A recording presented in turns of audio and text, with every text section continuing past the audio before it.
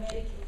On the other hand, I have to say, hospitals have had an interest in having their states expand Medicaid. I mean, disproportionate share payments were never 100%. It was never as good as Medicaid.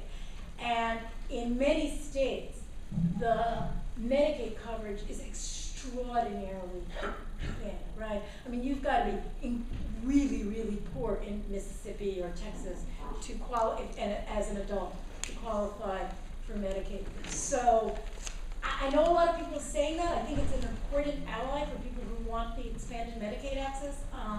But I think it's going to go state by state where the politics are. And I'm not confident that all of those red states, should the Affordable Care Act remain in place, end up becoming, I think it was green on the chart. Who's next? I'm Mike Crawford. I'm a business manager for a small family-owned business.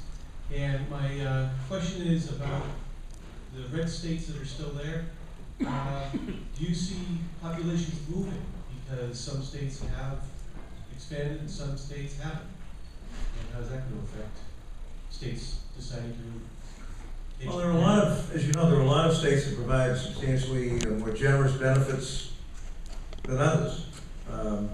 There's some evidence, mostly anecdotal, for example, that families with children with severe learning disabilities have moved to Massachusetts, because this state was not only the pioneer and the model for IDEA, but we happen to provide a very broad range of services for children with learning disabilities. I don't know how much of that is really taking place. Any thoughts on that? You know, I knew the same thing. People, it's commonly said that for families with just children with severe disabilities will move.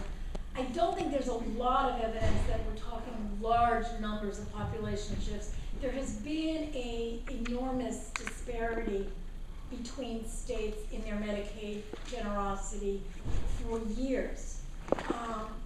So, you know, this, in some sense, this isn't going to change that. We have that now. Medicaid is divided into mandatory, certain kinds of mandatory services and then optional services, which the states under existing law can elect or not. Massachusetts provides all the options. Some states provide none. So what he's saying is that there are a lot of these disparities now. I don't think there's a lot of evidence that there are large numbers of people moving as a result of it. There might be some. There might be some. I mean, I think there are some people at least that want to live in Massachusetts because we do provide. I mean, that was, you know, one of the arguments for the federal role, and part of what we're really talking about is there a federal role, or should we leave it to the states? And we might say, look, Massachusetts, we can do great things in Massachusetts. And let Texas, they have a different view of what's great, you know, so let different views, and that's one of the arguments for federalism. The argument about movement, though, gives the other argument, is this always this fear of what's known as the race to the bottom. Right? That you don't want a state to be competitively disadvantaged by being generous in its Medicaid. If employers started leaving Massachusetts to go to low-tax states, and people with high health care costs all started moving to Massachusetts, that's an argument why you want the federal uniformity. That was one of the things the Commerce Clause was about. Right? When I signed the Universal Health Care Bill in 1988, I think my friend John Sununu sent about 10,000 letters to employers in Massachusetts suggesting that they didn't have to stick around and put up with mandatory mic, usually for the gas. Got to come up here. I don't think there was a lot of evidence that they did. And I used to drive Sununu nuts because he was always very proud of the fact that New Hampshire had a low unemployment rate. Of course, at that time we had an unemployment rate of about 2.5%. And it used to drive me crazy when I would say after he said that, if it weren't for the 70,000 people in New Hampshire who come to Massachusetts to work, New Hampshire unemployment rate would be 15%. I'd say, that's okay, John, you're all paying Massachusetts taxes, we're working in Massachusetts, so we're happy to welcome the people if they can go back up to New Hampshire at the end of the day. Who's next? Yeah. I have a question. My name is Gail. I'm a student. I'm very quiet right now. But I'm interested, you haven't mentioned pharmaceuticals in coverage D. And I know I've been talking to my Want to speak up a little bit? I've been talking to my company that insures me for my pharmaceuticals. And I found out that now that they charge the pharmaceuticals 14% on name brands, but they're charging the pharmaceuticals 50% on, they're charging the pharmaceuticals 14% on generic, yeah, and they're charging them 50% on name brands. So that means that they're pressuring the pharmaceutical companies to get to name brands sooner, you know, because they're charging them 50%. They have to pay 50% of my cost I mean, for brand name drugs. for brand Well, name. that already exists. These tiered systems already exist, folks. Nothing to For do with, pharmaceuticals? nothing, sure, yeah. Okay, Most I'm of us, sorry, I think- thought that was kind of new. Most of us, I think these days have plans which say if you buy a brand name drug, or if you want a brand name drug, it's going to cost you substantially more than generic. And that's been around for some time. No, it cost me only 50%, and my insurance companies pay the 50%, but it's charging the pharmaceutical company 50%. They're only paying 50% of the cost, no matter who pays for it. My name brands don't cost me very much, because my insurance companies cover them. And the companies only pay 50% of the cost of the name brand. Well, the ACA did have provisions that required the pharmaceutical companies, and this is something we signed on to, in a sense, provide discounts for Medicare beneficiaries. And that may be what you're referring to. I'm not exactly sure, but there are provisions that are demanding the discounts. My insurance companies and I pay 80%, 86% of the generic. My insurance companies and I pay 86%. But on the name brands, we only pay 50%. You have a very unusual policy. I have Medicaid. Generally speaking, if you buy the generic, you pay substantially less. There's a tiered system of co-pays that goes up as you get up into the brand name category. Who's next? Yeah. So all of this information is very dicey, very layered, however incredibly impactful in our lives. How do we get this information to real life people outside of this type of an atmosphere so that they get that it actually affects their life, that it matters to their children, it matters to their health, as opposed to the sound bites, which don't even make any sense when I hear them. And I know that's a humongous question to throw at you. It's not a humongous question at all. Because Massachusetts has been doing this for the past several years, we've got a pretty good idea of how this will work. It's the connector or the exchange that provides a lot of this information to people. You go on their website, you can contact them and so on.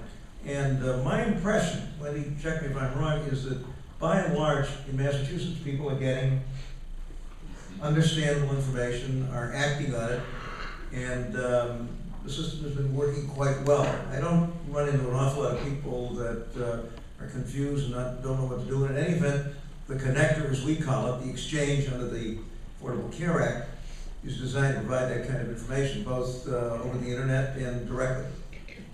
Yeah, I guess my question is much broader than Massachusetts, mostly having to do with this election. How do we get those 49 other, the populations in those 49 other states to understand the impact of this information on them? That's the big one. That's the messaging, and I think as Governor DeSantis said, the messaging around the Affordable Care Act has not been very good, right? It wasn't very good during the run-up to the act, the legislative process. I think Americans saw what they saw and what they were told about it.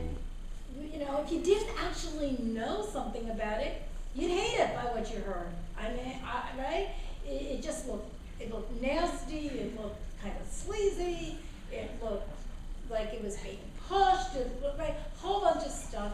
And what my cartoons are trying to show is the discussions about health care in the election have been, for anyone who knows anything about health policy, appalling. right? It's truly been appalling at how the big issues are not being talked about, how even the issues that are being talked about in misleading sound bites. And even the president focuses on things like, the Affordable Care Act is reducing the donut hole. Well, that's very nice, and that is important to people, so I don't want to trivialize it. But in the big picture of all that's at stake, it's just one small part of it. And I get that people get that because it's their lives, but he's not making the case, he has not been able to make the case that working families should receive affordable, accessible, quality care. He's not been able to make the case, I think very well, that the federal government has a role to play in protecting the health of people, and that God knows the minute something goes wrong, may I mention a certain pharmacy in Framingham, and actually that relates to the corporate speech doctrine I was talking about, but minute people want government, why didn't government do something? The minute it goes wrong. But nobody says ahead of time, we need regulation, we need a robust federal public health infrastructure to prevent it. The curious thing about all this, folks, is that every other advanced industrialized nation in the world has been providing its people with comprehensive health care for a long, long time, at half the cost of capital that we do. They look at all of this, and they don't get it. They don't understand what the hell is going on in the United States. It's really very interesting when you talk to these other countries, many of which, as Wendy pointed out, are nowhere near as wealthy as we are. And all of them, without exception, provide comprehensive health care. So healthcare, they have a tough time understanding why this is so controversial. But I do think the absence of a clear and effective and persuasive message, which I think consider the source. If I was so terrific, I'd be here in another capacity. But when 93% of the American people believe that working Americans and their families should have decent, affordable health care, it seems to me that's a central issue. When I was pushing my bill back in 1987, 1988, I must have done 200 press events. I never did one without a working person or working family next to me who spoke at that press conference, week after week after week. And I thought, Bob, that notwithstanding the controversy, as you guys were trying to put this together, that the messaging was pretty impressive, especially the post-passive messaging with the Red Sox and a very effective media campaign and all that kind of stuff. Remember those spots? I've got it. It was all on it. It was very effectively done. We just haven't had that in this particular case, which is surprising in a way, because I think the White House generally does communicate pretty effectively, but it just wasn't a message of effective communication campaign here, and it's one of the reasons why what I think should have been a winner for the White House and the Congressional Democrats has happened. Who's next? I'm not from Massachusetts. That's okay. You're welcome. Where are you from? I'm from Rhode Island. Well, the question I got is, how are we going to control costs? And in Massachusetts, you've had universal health care for a few years now. And you've had experience then, more than most other states. How have you been able to keep the costs in line? well, we haven't, but we're in the process of trying to do so. I think a basic political judgment was made here, and it was probably a sound one, that to try to do access and cost control at the same time would be almost too much.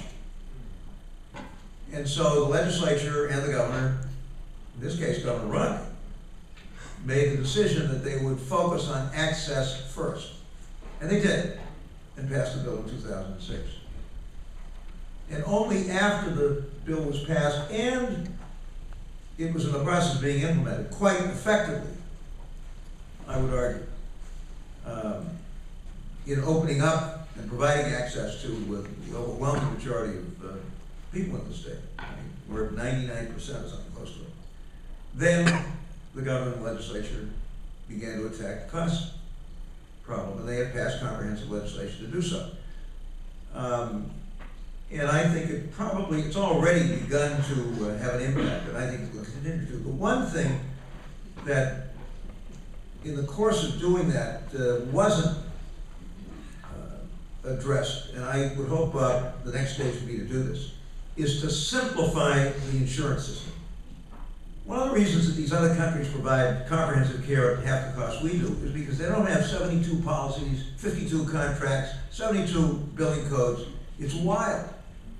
I don't know of a doctor that doesn't have 2 or 3 people on staff doing nothing but collecting. Do you? Kitty did grand rounds at Tufts New England Hospital, 400-bed teaching hospital, good hospital, right? And they did a little lunch for us afterwards, and Ellen Zane at the time was the CEO, and I said, oh, by the way, Ellen, I said, how many people do you have on staff doing nothing but collecting from insurance companies? What do you think she told me? Would you believe 500 salaried employees? And the insurance commissioner in this state has broad authority to simplify the system. How about 3 standard policies? How about 1 billing code? And then how about requiring the insurers, which he can do, or I think he can do, to create a clearinghouse, like the banks, where docs and hospitals can send their bills to one place and one place only get paid once a month. Right now, about 1 out of every 4 premium dollars is going for administrative overhead, which is contributing nothing to health care. The comparable figure for Medicare is 3%. But you don't need a single payer system to get that kind of simplification. So my sense is that in addition to the good work the legislature and the government have already done, that's a major opportunity as well. Not only make the system more simple, and stop driving docs nuts, we just try to collect, but to dramatically reduce the billions that we are spending on administrative overhead. And you can do that without necessarily having a single payer system. Who's next? Governor? Yeah, Barry White. Could you identify United States Ambassador to Norway. Make a comment about Norway and Europe. But one of the things, one of your charts that we haven't discussed, and I don't think you see publicly, is you had U.S. rated the worst of healthcare systems as it seemed to be rated. Yeah, that particular chart is health and social problems. But if you do look at the charts for health, we're terrible. We're terrible, right? Our health outcomes are you know, everybody wants to say, America, everything. Well, the politicians have to say, the best system in the world. We're terrible. We have I was going to add, but I didn't. I mean, if you rank us against OECD countries on infant mortality, on life expectancy, on preventable deaths, just at the healthcare system, we always rank near the bottom. Well, but that's not either discussed or accepted or known in terms of any of the discussion of healthcare.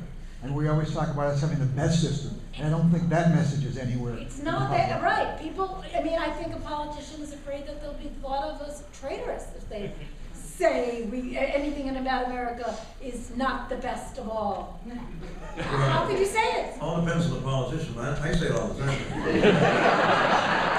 And I always have said it. You know, we're paying twice per capita for healthcare in the United States, and we have some of the worst health outcomes. I mean, I say that all the time. I don't think it hurts. I mean, it's reality. So, and it's important for us to say that, it seems to me. I mean, if that's the case. The typical American lives 6 years. Life is 6 years less than the typical European, you know, than the high, than in Japan and some of the wealthier countries in Europe. I don't know Norway off, but you might want to stay in Norway. They tend to live a lot longer in terms of their happiness of their life. They're number 1 or 2 in the world generally, so they live pretty well. But in one of the comments in terms of the 3 years I've been in Norway, they have no understanding what's going on in the U.S. They cannot understand the argument over the Health Care Act. They don't understand why we don't have 100% coverage, which of course they do, and they don't have a third-party payer. On the other hand, the cost of healthcare is rising everywhere in the world, and no one's got a way of controlling it. And a lot of the discussion they're having now is how they can control it. They have a one-party system, but it's getting very expensive and difficult, And you're seeing more and more private clinics setting up along with the government system, because it takes a lot longer in the government system to get care. But they do cover everybody. And they are just amazed that we're having this discussion and debate that we don't give everybody health care here. And that's true. Look, a lot of the same factors are going into increases in health costs here are there. People living longer, need more care, technology, all this kind of stuff. But the ratio continues to seem to hold. On the whole, these countries provide health care at about 1/2 the cost that we do on a per capita basis, even though costs are rising in both cases. And that's a huge disparity, folks. We're not talking about 10% or 20% less, we're talking about 100% less. And they cover everybody quite comprehensively. And we still have 50, 100 million, depending on how you cut it, who have either very poor coverage or no coverage at all. Last little question for you. That fascinating history you gave, going back to TR, why have we always been associating it with insurance? Why are we? Always associated healthcare with insurance. I mean, it's not looked upon as insurance in the European countries. It's a service it's provided. And from day one, it sounded like the way healthcare programs are developed in the U.S., there's always been an insurance part. Well, there's a good deal of variation in these systems. Britain has a fully socialized system where the government runs the system, although you can buy private insurance if you want to. Germany, on the other hand, has what we call a multi-pay system. They have 150, they call them sickness funds, but it's like 150 Blue Cross Blue Shield. France has a mixed system. I mean, every system is different. I do think that many of those countries, they consider this insurance. The difference, I think, Barry, is that regardless of how they approach it, the general principle is that everybody gets health care, without exception. And that's something that seems to be well ingrained, especially in Europe, but certainly in Japan, which copied the German system and others as well. And we still can't seem to be able to get there. Unless, of course, you take the position that since all the hospitals have to take you if you've got nothing else, you die in the street, you go to the emergency room, that's universal care. Obviously, that's a pretty dumb way to provide good primary comprehensive care for people when they need it, when they first get sick. Who's next? Yeah? With why is healthcare system such a success? How do you think, or why has it been ignored? Why is it ignored? I have no idea. It's a wonderful junket, particularly in the wintertime. I don't know how many of you have been to Hawaii, it's kind of a pleasant place. And it's baffling. You know, they've had this system since 1975. All employers and employees, without exception, must contribute if the employers work 30 days or more, 20 hours a week or more, that employee must be covered, and employers and employees must contribute, which is essentially the next plan. It's been around since 75. Nobody in Washington. When I came back from that semester, this was in the spring semester of 1991, and began here at Northeastern, I and a colleague of mine on the faculty at the University of Hawaii wrote an article for one of the health journals describing the Hawaiian healthcare system. That was the first published article on the subject in history in a United States periodical. Can you believe this? And 1991 was a pretty important year because it was a run-up to the 92 election, the defeat of the former governor of Pennsylvania for the United States Senate by a candidate who made healthcare the issue. First published article. And people still, when you say, well, Hawaii, you know, Dan Quayle, well, it's unique. It's an island. But then, poor old Quayle. Remember when we had that earthquake out in San Francisco? During the, when was it? This is an apocryphal story, but the story was that Bush 1 called him in and said, Dan, I want you to go up there to California, to the epicenter of that thing, and help those folks. And they found him 4 days later wandering around Orlando, Florida. That's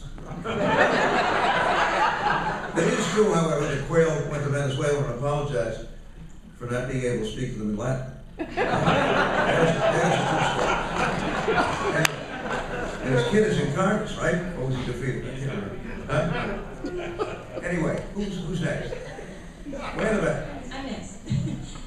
One of the things I really don't understand about the marketing of healthcare as a social program is that we don't ever hear about the savings that are hidden in because a bad thing doesn't occur. For instance, if a person is sick and they get healthcare right away, they probably possibly don't lose 2 weeks from their job. Don't lose a day from their job. Possibly they don't have to pay double for their health care, or perhaps their husband doesn't have to leave his job to take care of a sick child. We don't hear about the young people who have parents who perhaps are ill, and then those people say, we know someone whose dad got SSI because he had a very serious illness. Now that young man went on to go to a local famous university and then go on to law school. He didn't have to stay home, give up his career, take care of his dad, which is the way it would have been 100 years ago, in order to take care of his mom and his sister and his dad. So that young man is now a practicing lawyer with a very good firm, makes a very good salary, and pays a lot of taxes. And so that's one of the things, this is really not a question, I guess. Perhaps it's a question in the sense of maybe you could explain why we don't look at a whole system when we talk about what the cost is to our society. I used to go to St. Elizabeth's, and I know perfectly well that my insurance helped cover many, many people who came in there without insurance. And I felt really good about that. Because that was the one hospital that really served the community that wasn't insured. So why can't we have frank conversations about the whole economic impact of what we need in this country? Wendy, what do you think? Well, let me give you 2 answers, none of which I think are really satisfactory. One is that the... Closer to the mic. What? Closer. Can you hear me now? Okay. One is that the conversation tends to be obsessed about how the CBO, Congressional Budget Office, and others score. And what happens is we don't actually talk about the whole economic impact. The truth is it's very hard to figure out. We talk about the costs to the government, or the costs to employers, or the costs to insurers. But as we said, there are broader economic ramifications. And those turn out to be very hard to score, and so we don't have the numbers. The other thing I just want to say is, and to disappoint some people, if we go broad in terms of costs, it gets complicated. Actually, we say prevention saves money. Well, yeah, some do, but a lot of preventive measures probably don't. And they're actually, Philip Morris used to say, when they were in some of their tobacco litigation, see, there are no damages to the states because actually they save the states money. They say, because if people die young, they don't go in Medicare and Medicaid. That's the opposite side of this looking at the social costs. That is pretty horrifying, right? But it shows sort of the complexity of the argument of how to get, what they call it, to really figure out what the whole social costs of health care, the denial of health care, public health law. Turns out it's not that easy to figure out. Hi, I'm Michelle. I'm an undergraduate senior here at Northeastern, and I wanted to come back to Governor Dukakis's discussion of the community health centers. I myself, through my entire adolescence, grades 6 through 11, was they're fully uninsured. My parents were either unemployed on unemployment or were part-time and did not qualify for health insurance and benefits. And I benefited from services from free clinics and community health clinics, although no dental until I was in 11th grade. And even now living in Boston, my primary care is provided by Whittier Street Health Center, who's amazing, and they're how I find out all of my health information.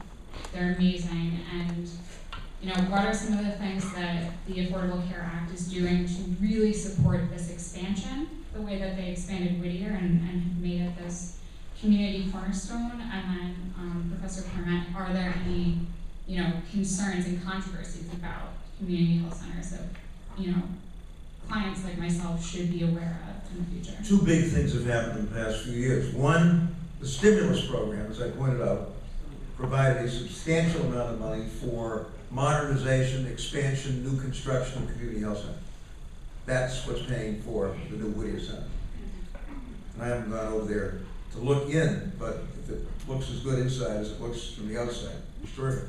We have 25 community health centers in the city of Boston and 25 more community health centers all over the Commonwealth, with a few exceptions which we hope will be filled in soon.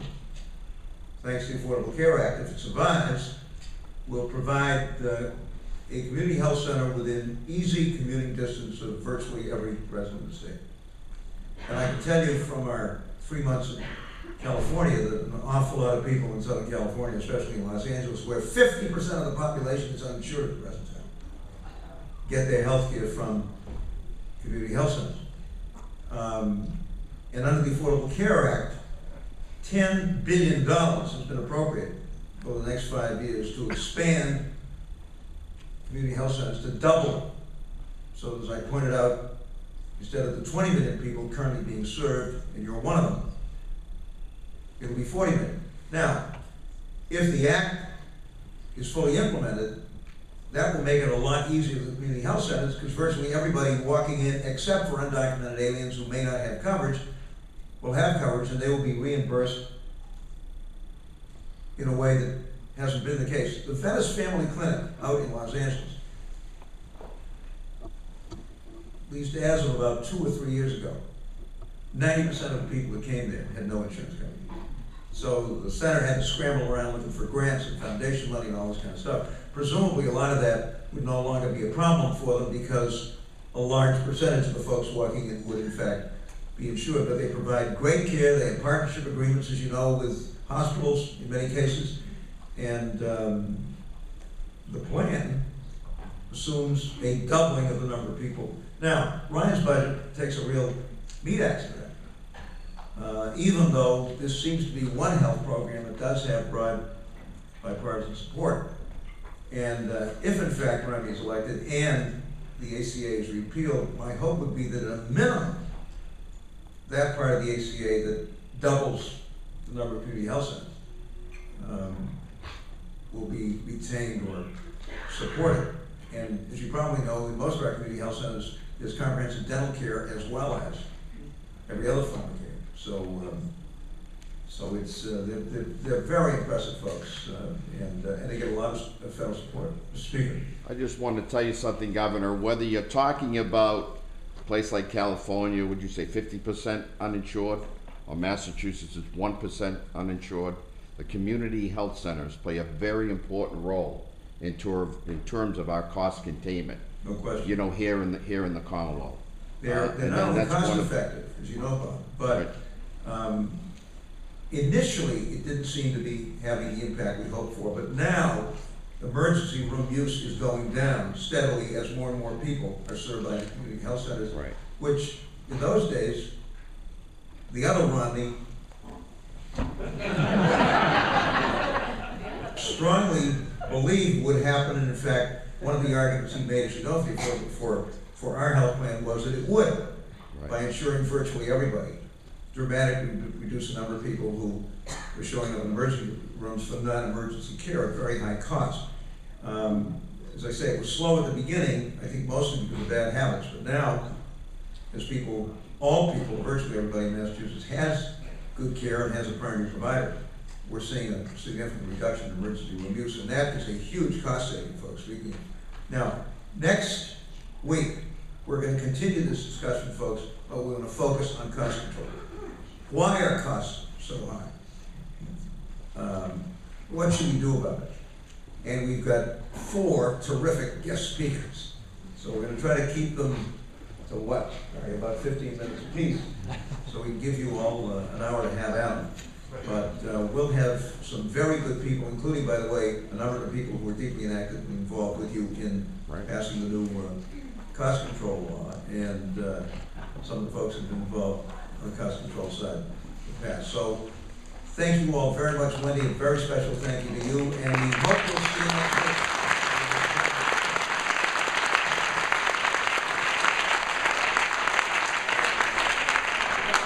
See you next week.